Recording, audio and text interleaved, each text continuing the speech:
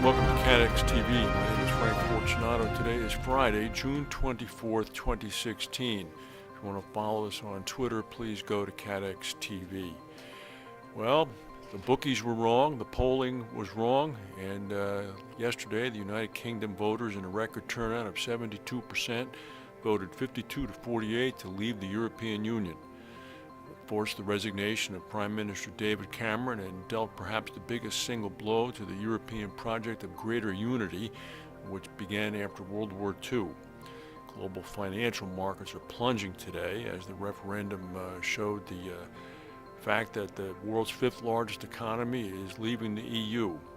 The sterling pound, the British currency, dropped as much as 15% against the dollar.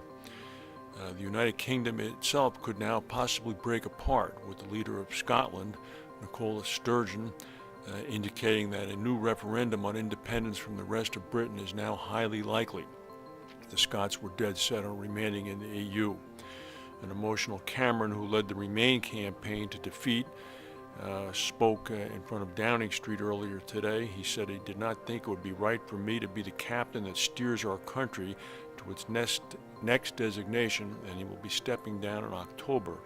He choked back tears before walking back into the residence. Quitting the EU could cost Britain access to the EU's trade barrier-free single market, and it means that the country must now sign new trade accords with countries around the world. The EU, for its part, will lose the fifth largest economy, a UN Security Council veto, although it still does have one with France, a powerful army, and nuclear weapons. According to the French Prime Minister, it's an explosive shock. At stake now is the breakup, pure and simple, of the Union. It's time to invent another Europe. The vote initiates at least 2 years of divorce proceedings with the EU. Cameron, who will not be leading those discussions and negotiations, will be stepping down in October, and his Conservative Party rival, Boris Johnson, the former mayor of London, is the most recognizable face of those searching for the ability to succeed Cameron. Johnson left his home this morning in London to jeers from a crowd. London is mainly a pro-EU area. He said that we will survive. We've struck back our independence. The FTSE 100 opened around 8% lower this morning, wiping more than 100 billion pounds, or 136 billion US, off the UK stock market. Sterling plummeted to about $1.32. The Bank of England issued a statement saying it's closely monitoring developments. The share prices of insurers were whacked. Beazley dropped 12%, Nove 5%, Hiscox 10%, Lancashire down 9%. European insurers also were hit. AXA's share price went down 14%, Allianz down 13%, and Zurich down 6%. In UK general insurance, 25% was knocked off of Aviva stock. RSA dipped 10% and Admiral dropped 5%. Lloyd's, who had strongly supported remaining, very much so, including putting the prestige of its chairman John Nelson at stake, issued a statement this morning saying that in the wake of the referendum result, business will carry on as usual. Nelson said, quote, "For the next 2 years our business is unchanged.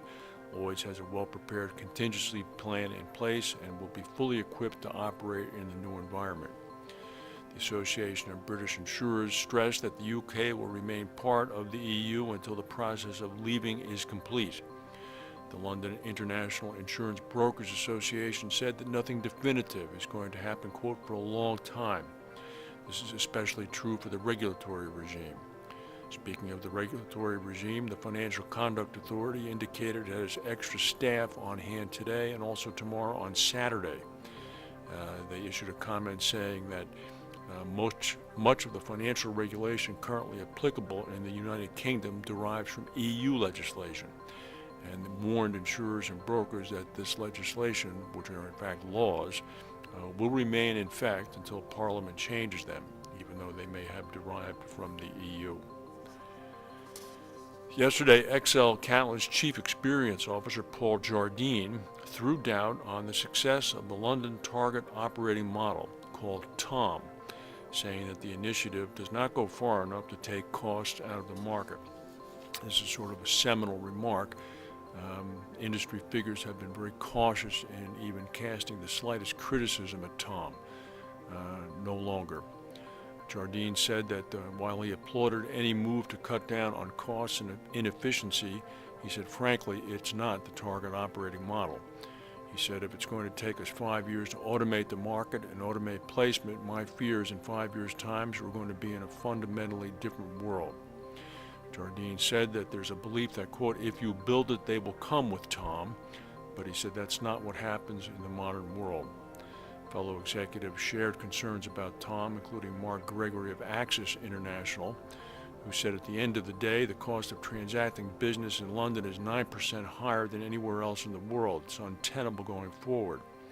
Jonathan Parry, the chief underwriting officer for QBE, said that the market must be wary of Tom developing into a Solvency II type scenario. We have to be careful now that we don't cut off more than we can chew and end up with a Solvency II project, which is more complex, ludicrously expensive, with limited benefit. In eastern China, at least 98 people have been killed and 800 injured as an unusually violent hailstorm and tornado swept across the region.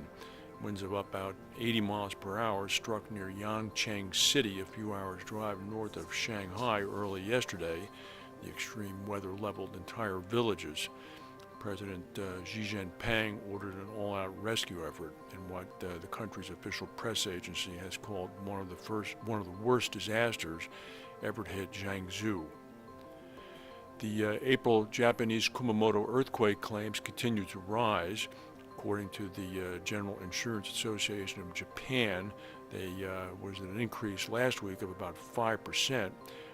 They've now paid out about $3.04 billion so far, and this is still without the business interruption claims. There is now an official estimate that the claims are expected to exceed a total of $4 billion, which is the higher limit, above the higher limit of the modeling estimates. So what next for the United Kingdom? It may no longer be called the United Kingdom. The Scots are plainly going to put the referendum to secede back on the table. Martin McGuinness, the leader of Sinn Féin, quickly spoke up for the case from Northern Ireland, saying that the vote in Northern Ireland to remain signals that the Northern Irish, in fact, now would wish to remain part of a larger Ireland instead of going forward with the United Kingdom outside of the EU. So the only people yet to be heard from are the Welsh. So it might just be England and Wales together.